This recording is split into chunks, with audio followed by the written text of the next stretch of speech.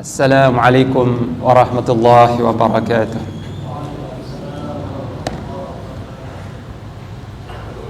Innal hamdalillah nahmaduhu wa nasta'inuhu wa nastaghfiruh wa nastahdiih wa na'udzu billahi min shururi anfusina wa sayyiati a'malina. Man yahdihillahu fala mudilla lahu wa man yudlil fala hadiya lahu. أشهد أن لا إله إلا الله وحده لا شريك له وأشهد أن محمدا عبده ورسوله صلى الله عليه وعلى آله وصحبه وسلم أما بعد. Saudara-saudaraku kaum muslimin rahimakumullah, termasuk rahmat Allah, termasuk dari rahmat Allah yang melimpah, yang luas adalah diturunkannya kepada kita semua surat-surat yang dengan itu menjadi sebab terlindunginya kita dari segala macam keburukan, segala macam bahaya, baik bahaya yang kita lihat maupun yang tidak kita lihat, bahaya yang tampak nyata maupun yang tersembunyi, bahaya yang kita duga maupun bahaya yang tidak pernah kita duga atau tidak pernah terlintas dalam benak kita. Sebab di sekitar kita, di bumi ini, di alam bumi ini atau di dunia ini, tidak sedikit bahaya, keburukan, kejahatan, bencana yang bisa datang dari berbagai macam arah. Bisa dari atas, dari bawah, dari kanan, dari kiri, ya. Bahkan dari dalam diri kita sendiri. Jadi banyak sekali keburukan dan bahaya, kejahatan yang menyebar di dunia ini. Yang kalau bukan karena perlindungan Allah Ta'ala, kalau bukan karena Allah melindungi kita, niscaya kita akan binasa. Kita akan binasa. Kita akan hancur dengan bahaya-bahaya dan kejahatan-kejahatan yang ada di sekitar kita. Tapi Allah Subhanahu Wa Ta'ala dengan rahmatnya berkenan melindungi hamba-hambanya yang memohon perlindungan kepadanya. Jadi orang yang cerdik, yang beruntung adalah yang menyadari kelemahannya, menyadari ketidakberdayaannya dalam menghadapi bahaya keburukan yang ada di sekitarnya, sehingga dia bertawakal kepada Allah. Dia mohon perlindungan kepada Zat yang Maha Kuasa, yang Maha Perkasa, yang di tangannya kerajaan langit dan bumi, yang tidak ada satupun zat atau partikel, ya, zarrah, tidak ada satu zarrah debu yang bergerak di alam semesta ini atau yang diam kecuali dengan izin Allah Ta'ala. Ini termasuk dari kerajaan Allah Ta'ala yang sejati. Jadi Allah merajai langit dan bumi, Allah menguasai langit dan bumi. Kerajaannya itu meliputi langit dan bumi. Termasuk dari kerajaannya adalah semuanya dikendalikan oleh Allah, semuanya digerakkan oleh Allah, dikendalikan oleh Allah, dan tidak ada yang bergerak dengan sendirinya. Jadi di alam ini tidak ada satupun yang bergerak atau berbuat dengan sendirinya, tidak ada satupun. Hatta darrah, hatta debu yang kalau kita lihat ada angin kencang, ya, kemudian debu itu bertaburan. Nah, bertaburannya debu-debu, berterbangannya debu-debu itu bukan bergerak karena digerakkan oleh angin dengan sendirinya, bukan. Benar, itu sebabnya angin yang menerpakan debu tadi. Tapi bergeraknya debu itu dengan takdir Allah, dengan izin Allah Ta'ala. Ke arah mana debu itu bergerak, jatuhnya di mana, semua itu terjadi dengan kendali Allah, ya, terjadi dengan pengendalian Allah Ta'ala yang sempurna. Ini kerajaan Allah Ta'ala. Nah, dengan hikmahnya Allah menakdirkan di dunia ini ada keburukan dan ada kebaikan, ada amal saleh, ada maksiat, ada kesehatan, ada penyakit, ada bahaya, ada manfaat. Jadi bercampur di dunia ini, tidak terpisah antara yang thayyib dan yang khabith, yang baik dan buruk tidak terpisah, tercampur di dunia ini. Kapan terpisahnya? Kelak di akhirat, ya. Kelak di akhirat benar-benar terpisah. Yang baik itu dipisahkan Allah, ditempatkan di jannah. Jannah ini seluruhnya kebaikan, darut thayyibin. Sedangkan yang buruk-buruk ditempatkan di neraka jahanam. Jadi di surga tidak ada keburukan sama sekali sedikit pun, dan di neraka tidak ada kebaikan sama sekali sedikit pun. Di situ tempatnya syaitan, tempatnya kaum Yahudi, Nasara, musyrikin dan sebagainya. Sedangkan di dunia bercampur dengan hikmah Allah. Allah tidak menguji, ya, bercampur di dunia ini. Jadi banyak orang jahat di dunia ini, tidak sedikit orang-orang jahat, orang kafir, orang fasik, dan bahaya-bahaya yang tidak hanya dari manusia saja, banyak. Nah, karena banyaknya bahaya, keburukan dan bencana, sementara kita lemah, wa khuliqal insanu dha'ifa, kita ini lemah, maka dengan rahmat Allah kita disuruh oleh Allah, dipanggil, wahai hamba-hambaku, kesinilah, berlindunglah engkau ke tempat yang aman. Di sekitarmu ada bahaya, bukan ada, banyak. Di sekitarmu banyak bahaya, banyak ancaman, banyak keburukan dan kejahatan, dan engkau tidak akan selamat dari keburukan dan bahaya itu kecuali kalau berlindung kepadaku. Marilah berlindung kepadaku, kesinilah engkau, berlindunglah kepadaku, dan ucapkan kalimat-kalimat ini, ucapkan ayat-ayat ini, ucapkan kalimat-kalimat ini, niscaya engkau masuk dalam zona aman. Di sekitarmu banyak bahaya, kalau engkau mengucapkan ayat-ayat ini, engkau masuk dalam zona aman, engkau terlindungi dari semua keburukan, dan Allah lah pelindungmu. Dan barang siapa yang dilindungi oleh Allah, tidak ada satupun yang mampu membahayakannya, karena Allah maha perkasa, maha kuat. Nah, ini dua surat yang diturunkan oleh Allah Ta'ala sebagai penutup kitab sucinya yang mulia, itu surat Al-Falaq dan An-Nas. Di sini ada seruan Allah, seruan yang lembut, yang penuh dengan kasih sayang, kelembutan, kehangatan, perlindungan, ya, menyeru hamba-hambanya, ta'alau, kesinilah kalian, ya, kemarilah kalian menuju kepada perlindunganku, niscaya aku lindungi kalian. Ucapkan kalimat-kalimat ini, ya, katakan oleh kalian kalimat-kalimat ini.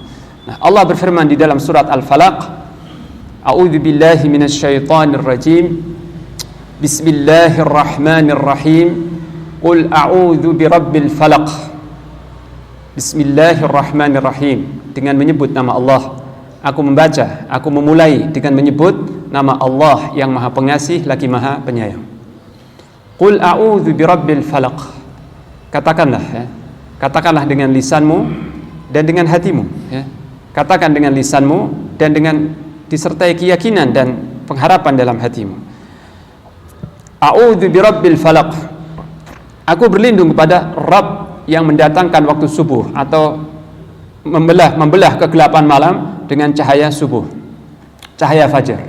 Karena makna al-falaq itu adalah infilaq, terbelahnya, tersingkapnya, ya, terbelahnya. Jadi malam itu demikian gelap gulita. Begitu datang cahaya fajar, cahaya subuh, maka cahaya fajar ini menyingkap kegelapan malam, ya. Falaq, membelah kegelapan malam, ya, dengan cahaya yang terang, cahaya fajar. Faliqul isbah wa ja'ala al-laila sakana wa ja'ala al-laila sakana. Dialah yang membelah waktu subuh, dialah yang mendatangkan waktu subuh. Dan juga Allah berfirman, Innallaha faliqul habbi wan nawa. Sesungguhnya Allah lah yang membelah biji-bijian yang kecil seperti biji-biji padi, dan an-nawa. An-nawa ini biji-bijian semacam buah-buahan, ya, seperti buah mangga dan sebagainya. Jadi semua biji-bijian itu tidak akan tumbuh kecuali kalau terbelah. Ketika terbelah kemudian tumbuh daun atau tunasnya, ya. Nah, Allah yang membelah biji-bijian itu sehingga tumbuh tanam-tanaman yang dimanfaatkan oleh manusia. Dan Allah pula yang mendatangkan waktu subuh, yang dengan cahaya subuh ini menyingkap kegelapan malam. Nah, seakan-akan, ya, ketika kita berlindung kepada Allah Rabb, ya, pencipta, pemilik waktu subuh, yang mana dengan datangnya cahaya fajar shadiq. Jadi waktu subuh dimulai kapan? Ketika datang cahaya fajar shadiq, itu waktu subuh. Nah, dengan cahaya fajar shadiq ini, malam yang tadinya gelap menyelimuti bumi langsung sirna, ya, langsung lenyap, sirna ketika datangnya cahaya fajar, cahaya subuh itu. Nah, sebagaimana Allah mampu, ya, sebagaimana Allah mampu melenyapkan kegelapan malam dengan cahaya fajar yang Dia datangkan itu, maka begitu pula Allah mampu melindungi hamba-hambanya dari semua keburukan, dan kejahatan. Sebagaimana Allah berkuasa mendatangkan cahaya subuh dan melenyapkan kegelapan malam, begitu pula sangat mudah bagi Allah mengusir atau melindungi hamba-hambanya dari segala macam keburukan dan kejahatan. Ini. Jadi Rabbil Falaq itu adalah Allah Ta'ala, ya. Kemudian min syarri ma khalaq, dari keburukan atau kejahatan makhluk-makhluknya. Dan di sini bersifat umum. Ayat ini berisi memohon perlindungan kepada Allah dari segala macam keburukan secara mutlak, secara umum. Keburukan, bahaya, kejahatan apa saja, baik yang terlihat atau yang tidak terlihat, yang tampak atau yang tersembunyi, yang kita prediksi, yang kita duga atau tidak kita duga, yang kita sadari atau kita tidak sadar. Jadi segala macam keburukan dan kejahatan kita berlindung kepada Allah dengan membaca surat ini, ya. Jadi alangkah butuhnya kita dengan dua surat ini. Sampai-sampai Syekhul Islam Ibnu Taimiyah rahimahullah berkata, kebutuhan manusia terhadap dua surat ini lebih kuat daripada kebutuhannya terhadap makanan, minuman, dan udara. Jadi lebih kuat kebutuhannya, ya. Karena kita sangat butuh perlindungan Allah Ta'ala, sangat butuh terhadap perlindungan Allah Ta'ala. Dan perlindungan Allah itu diberikan kalau kita membaca dua surat ini yang disebut Al-Mu'awwidhatain, ya. Ini. Pertama, kita berlindung dari segala macam keburukan. Dari keburukan apa? Keburukan makhluk-makhluk Allah Ta'ala. Dan makhluk Allah itu ada yang berakal, ada makhluk yang berakal, dan ada makhluk yang tidak berakal. Adapun makhluk yang berakal ini adalah manusia, jin, dan malaikat. Manusia, jin, dan malaikat. Ini makhluknya yang berakal. Sedangkan makhluknya yang tidak berakal itu ada hewan, tumbuh-tumbuhan, juga yang kita tidak melihat semacam bakteri, kuman, virus, juga benda-benda jamadat semacam batu, bumi, angin, air, petir, ya, yang kita nggak melihat, yang tidak berakal maksud saya.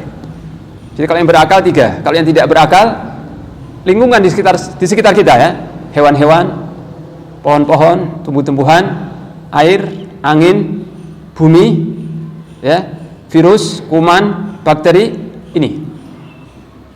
Nah, adapun makhluk Allah yang berakal, itu ada makhluk Allah yang seluruhnya baik dan tidak mengandung keburukan sama sekali. Itu para malaikat. Di antara makhluk Allah ada yang tidak membawa unsur keburukan sedikit pun. Itu para malaikatnya yang senantiasa taat, senantiasa bertasbih, senantiasa beribadah kepada Allah Ta'ala. Para malaikat, makhluk yang tidak ada keburukannya sama sekali. Di samping itu ada makhluk Allah yang tidak ada kebaikannya sama sekali, seluruhnya buruk, yaitu para setan, ya, syayatin, para setan yang tidak ada unsur kebaikannya sama sekali karena sudah dilaknat oleh Allah, ya. Iblis dan keturunannya para setan sudah dilaknat oleh Allah sampai hari kiamat, sehingga karena laknat itu iblis dan juga para syayatin tidak ada, jangan diharap kebaikannya sama sekali. Jangan diharap mau toleran atau berdamai dengan manusia atau sedikit menaruh rasa kasihan, gitu, ya. Jadi syaitan dan iblis tidak memiliki rasa kasihan atau nasihat terhadap manusia sama sekali. Aduun mubin, musuh yang nyata. Inna syaitana lakum aduwwum mubin. Sesungguhnya syaitan itu bagi kalian adalah musuh yang nyata, permusuhan yang sangat kuat, sangat nyata, dan tidak bisa diharapkan kebaikannya sama sekali. Ini makhluk Allah yang seluruhnya buruk, yaitu syaitan. Di samping itu ada makhluk Allah yang ada unsur kebaikannya, ada unsur keburukannya, yaitu manusia. Bangsa manusia ini tidak semuanya baik, atau pada setiap manusia itu ada unsur kebaikan dan ada unsur keburukan. Bisa berbuat baik, bisa berbuat buruk. Bisa memberikan manfaat dengan izin Allah, bisa mencelakakan dengan izin Allah. Bahkan kalau kita lihat mayoritas manusia itu baik atau buruk, kalau kita lihat dalam Al-Quran, setiap Allah menyebutkan al-aktsariyah, mayoritas selalu buruk, ya. Wa in tuti aktsara man fil ardi yudilluka an sabilillah. Kalau engkau ikuti sebagian besar manusia di muka bumi, mereka akan menyesatkanmu dari jalan Allah, ya. Wa inna katsiran minhum la fasiqun. Sesungguhnya sebagian besar manusia itu fasik. Jadi sebagian besar manusia itu buruk karena kafir, fasik, zalim, ya. Yang baik hanya orang-orang mukmin yang bertakwa, itu yang baik. Selain itu buruk semuanya, ya. Bahkan syarrul bariyah, seburuk-buruk makhluk. Jadi makhluk Allah yang berakal, ada yang seluruhnya baik, ada yang seluruhnya buruk, dan ada yang bisa berbuat baik, bisa berbuat buruk, ya.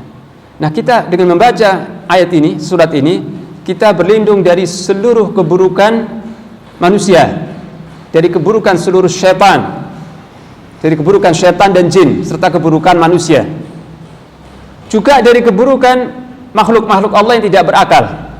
Seperti apa? Hewan. Hewan-hewan tidak semuanya bermanfaat. Ada hewan yang bermanfaat, ada yang berbahaya, ya. Ada yang mendatangkan manfaat, mendatangkan telur, dagingnya, susunya bisa diperah. Hewan yang bermanfaat, ada hewan yang memangsa, ada hewan buas, ada hewan yang melata, hewan yang berbisa, ular, kalajengking, binatang-binatang yang berbisa, ya. Juga di samping itu ada yang kita tidak melihat, makhluk Allah yang kita tidak lihat, semacam virus misalnya, ya. Nah, kemarin pandemi, ya, 2 tahun yang lalu pandemi, atau kita sudah melewati masa pandemi sekitar 2 tahun lewat, 2 tahun lebih. Virus itu makhluk Allah atau bukan? Makhluk Allah, ya. Jadi COVID atau virus corona itu makhluk Allah, Allah yang menciptakan. Kalau meskipun sangat mungkin, ya, itu ditebar oleh manusia, ya. Virus ini disebar oleh manusia, mungkin. Ada konspirasi di balik itu, sangat mungkin, sangat boleh jadi. Tapi manusia tidak mampu menciptakan virus. Virus corona itu manusia tidak bisa. Mungkin manusia bisa memperbanyak, mengembangbiakkan, ya. Dikembangbiakkan gitu, mungkin. Disebar mungkin, tapi menciptakan tidak mungkin. Jadi virus itu ciptaan Allah Ta'ala. Meskipun manusia menyebarluaskannya mungkin, tapi yang menciptakan virus itu Allah Ta'ala. Dan virus ini menimpa seseorang atau tidak itu dengan pengendalian Allah Ta'ala. Jadi virus yang kita tidak melihatnya dan membawa bencana yang besar kemarin itu, ya, sekian banyak jiwa-jiwa meninggal, ya, korban materi, ya, kerugian materi, bencana ekonomi, bencana di segala sisi karena makhluk yang tidak terlihat, yang kecil, virus. Ini bahaya. Nah, ketika kita membaca surat ini, kita berlindung dari virus, baik virus corona atau virus yang lain, atau kuman atau bakteri-bakteri yang kita tidak melihatnya. Kita berlindung dari itu semua. Dan juga kita berlindung dari keburukan yang disimpan Allah di sekitar kita, di alam semesta, semacam bumi. Bumi ini bisa goncang, ya, bisa bergoncang, gempa bumi, bisa meruntuhkan rumah-rumah. Angin yang bertiup dahsyat bisa memusnahkan satu kaum seperti kaum Ad, kaumnya Nabi Hud alaihissalam, dimusnahkan Allah dengan angin yang bertiup kencang. Dan angin makhluk Allah, bumi makhluk Allah. Jadi kalau ada tanah longsor, itu kan kejahatan dari bumi, keburukan dari bumi, ya, longsor. Tapi itu dengan perintah Allah, karena bumi tidak bergerak sendiri. Angin tidak bergerak sendiri, virus tidak berterbangan sendiri, tapi semua dengan dikontrol, dikendalikan oleh Allah sepenuhnya. Nah, ketika kita berlindung kepada Allah dari min syarri ma khalaq, dari segala macam keburukan, kita berlindung dari keburukan setan, dari kejahatan manusia, dari kejahatan virus, bakteri, dari tanah longsor, dari gempa bumi, dan juga angin yang angin taufan. Rasulullah SAW kalau melihat angin kencang, ya, melihat angin kencang, beliau mengucapkan, Allahumma inni as'aluka khairaha wa khaira ma fiha wa khaira ma ursilat bih wa a'udzubika min syarriha wa syarri ma fiha wa syarri ma ursilat bih. Ya Allah, aku memohon kepadamu, kepada Allah, ya, aku memohon kepadamu dari kebaikan angin ini, angin yang bertiup kencang ini, dan kebaikan yang terdapat di dalamnya, dan kebaikan yang dia diutus dengannya. Dan aku berlindung kepadamu dari kejahatan angin ini. Jadi angin bisa membawa bahaya dan keburukan atau kejahatan. Kita berlindung kepada Allah dari robnya angin, ya. Aku berlindung kepadamu dari keburukan angin ini dan keburukan yang di dalamnya, serta keburukan yang dia diutus dengannya. Misi angin ini kemana? Kita berlindung kepada Allah dari kejahatannya dan mohon kepada Allah kebaikan angin ini. Jadi angin bisa membahayakan, ya. Hujan juga bisa membahayakan, air bisa membahayakan, bumi bisa membahayakan. Nah, dengan kita berlindung pada Allah dengan surat ini, kita telah berlindung dari segala macam keburukan dan kejahatan, baik yang kita lihat maupun yang tidak. Jadi penting sekali ini. Nah, setelah kita diperintahkan Allah berlindung dari segala macam keburukan dan kejahatan secara umum, apa saja? Kemudian disebutkan secara khusus. Ayat-ayat berikutnya menyebutkan kejahatan atau keburukan secara khusus, yaitu wa min syarri ghasiqin idza waqab, dan dari keburukan malam apabila telah gelap gulita. Dari kejahatan atau keburukan yang terdapat di malam hari apabila sudah gelap gulita. Jadi kita berlindung kepada Allah secara khusus dari kejahatan yang tersembunyi di malam hari. Kenapa demikian? Karena di malam hari itu roh-roh yang buruk, itu syaitan bertebaran, ya. Al-arwah al-khabithah, roh-roh yang buruk yang kita nggak melihatnya itu keluyuran, ya, bergentayangan. Syaitan itu lebih menyebar di malam hari. Bukan berarti di siang hari tidak ada setan, tapi di malam hari kejahatan setan lebih intensif, lebih ganas lagi. Juga manusia-manusia yang berbuat jahat, mereka biasa melancarkan kejahatannya di malam hari, ya, berbuat jahat biasanya di malam hari. Juga orang-orang yang berbuat maksiat, para pemuda-pemuda yang berbuat maksiat, ya, umumnya melakukan maksiatnya di malam hari. Dan hiburan-hiburan yang maksiat, baik di televisi maupun yang di pentas nyata dan sebagainya, umumnya di malam hari. Dan itu buruk sekali maksiat itu, ya. Juga binatang-binatang yang melata yang berbisa, mereka keluar di malam hari, ya. Jadi banyak sekali keburukan yang tersembunyi di malam hari. Karena malam itu gelap, nah mereka bersembunyi dengan kegelapan malam untuk menyebar keburukannya, untuk menebarkan keburukannya. Maka kita berlindung kepada Allah secara khusus dari keburukan yang tersembunyi atau yang terdapat di malam hari, ya. Ini dari keburukan apa? Keburukan apa saja? Baik setan, baik manusia, baik binatang berbisa atau tukang sihir. Tukang sihir disebut secara khusus. Atau makar-makar musuh-musuh Allah, ya, para konspirator, mereka menyusun makarnya pada umumnya di malam hari, ya. Ini. Kemudian yang berikutnya, wa min syarrin naffatsati fil 'uqad, dan dari keburukan jiwa-jiwa, ya, an-naffatsat. Ini ada dua tafsiran. Sebagian berkata perempuan-perempuan yang meniup-niup pada buhul sihir. Jadi an-naffatsat maksudnya as-sawahir, perempuan-perempuan tukang sihir. Sebagian ulama, sebagian mufasir menyebutkan an-naffatsat artinya bukan perempuan-perempuan tapi al-anfus, ya, jiwa-jiwa yang meniup pada sihir-sihir, baik laki-laki atau perempuan. Dan ini lebih luas, ya. Jadi ayat yang keempat ini berlindung kepada Allah, kita diajarkan, ya, dituntun untuk berlindung kepada Allah dari kejahatan sihir. Dan sihir itu nyata serta bisa memberikan dampak buruk dengan izin Allah, bukan dengan sendirinya. Jadi sihir dengan takdir Allah bisa menimpa orang-orang tertentu. Dan bahaya sihir ini jahat sekali dan buruk sekali. Tidak hanya sihir khayal, ya. Saya membaca tulisan sebagian penulis muslim yang membatasi sihir itu hanya pada takhyil. Jadi sihir itu sebenarnya hanya menyihir pandangan manusia. Jadi manusia melihat tali-tali itu seolah ular yang bergerak, padahal tali itu diam, cuma mata-mata yang disihir sehingga melihat tali itu bergerak-gerak, ya. Nah, itu salah satu bentuk sihir, tapi bukan satu-satunya sihir. Sihir tidak hanya terbatas pada sihir khayal, imajinasi manusia, bukan terbatas itu saja, tapi sihir banyak macamnya. Sihir bisa menceraikan antara seorang suami dan istrinya. Seorang yang saling mencintai bisa diceraikan dengan sebab sihir. Sihir juga bisa membuat seorang jatuh sakit, bisa membuat perut busung, bisa membuat terganggu syarafnya, bisa membuat sakit macam-macam, ya, dengan izin Allah. Semua itu terjadi dengan izin Allah. Wa ma hum bidarrina bihi min ahadin illa biiznillah. Mereka yang menggunakan sihir itu tidak dapat membahayakan seorang pun dengan sihirnya itu illa biiznillah, kecuali dengan takdir Allah.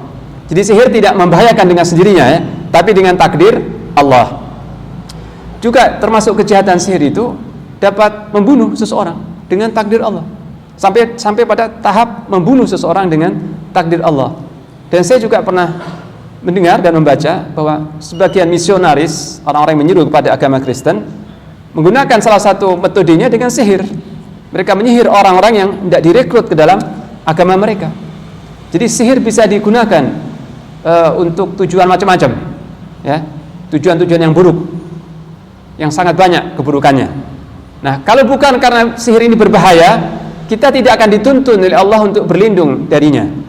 Kalau bukan karena kejahatan yang besar dan keburukan yang dahsyat dari sihir ini, kita nggak akan dituntun oleh Allah untuk berlindung kepada Allah dari kejahatan sihir ini. Jadi sangat berbahaya. Dan kalau sudah menimpa seseorang, sulit ya, tidak mungkin seorang itu sembuh kecuali dengan izin Allah Ta'ala. Nah, kemudian yang keempat, bahaya yang keempat, yaitu wa min syarri hasidin idza hasad, dan dari keburukan orang yang hasad, orang yang dengki, jika dia telah mendengki. Dan hasad ini keburukannya besar, bukan sebatas yang kita duga ya.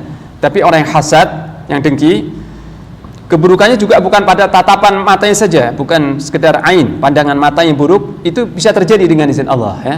Jadi seorang yang dengki, jika dia melihat sesuatu, maka bisa mencelakakan yang dilihat itu dengan takdir Allah Ta'ala. Seorang anak yang sehat, yang tadinya aktif, bisa tiba-tiba jatuh sakit karena pandangan mata ya. Bahkan mobil pun, bukan cuma manusia, mobil bisa hancur, bisa rusak mesinnya dengan pandangan mata yang jahat, pandangan mata yang hasad, yang dengki ya. Jadi, dan kita tidak tahu, boleh jadi orang yang dekat dengan kita, orang yang kita cintai, orang yang dekat kita, kawan dekat kita, yang kita tidak menyangka ada keburukannya, dia hasad, bisa jadi. Jadi kita boleh jadi dari keluarga kita sendiri, dari keluarga kita, saudara kita, kerabat kita sendiri, kita tidak tahu kalau dia menyimpan hasad, sehingga dengan pandangan matanya bisa membawa celaka dengan izin Allah. Tapi bukan cuma sebatas mata, bukan cuma pandangan mata saja, tapi orang yang hasad itu seringkali dia melancarkan tipu daya, bukan sekedar mata, tapi berbuat sesuatu untuk membahayakan, untuk menjatuhkan, untuk membangkrutkan orang yang didengki ya. Jadi orang yang hasad ini bukan cuma bahayanya terbatas pada tatapan matanya yang jahat, bukan, tapi juga pada makar, tipu daya, usaha-usaha untuk mencelakakan atau membahayakan orang yang dia hasati ya. Jadi sangat bahaya sekali hasad ini. Kalau bukan karena bahayanya yang besar, kita tidak akan dituntun oleh Allah untuk berlindung dari bahayanya. Nah, jadi surat Al-Falaq ini kita diajari oleh Allah, disuruh oleh Allah, dituntun untuk membaca kalimat-kalimat ini agar kita dilindungi oleh Allah dari segala macam keburukan ya, yang kita lihat maupun yang tidak kita lihat, yang nyata maupun yang gaib. Juga kita dituntun untuk berlindung dari keburukan malam hari jika sudah gelap gulita, dari keburukan sihir, juga dari keburukan hasad ya, hasadnya orang-orang yang hasad. Nah, seorang yang membaca ini ditambah surat Al-Ikhlas 3 kali di pagi hari, Al-Falaq 3 kali, dan An-Nas 3 kali di pagi hari, maka dia dijaga oleh Allah, dilindungi oleh Allah sampai petang hari, sampai sore hari.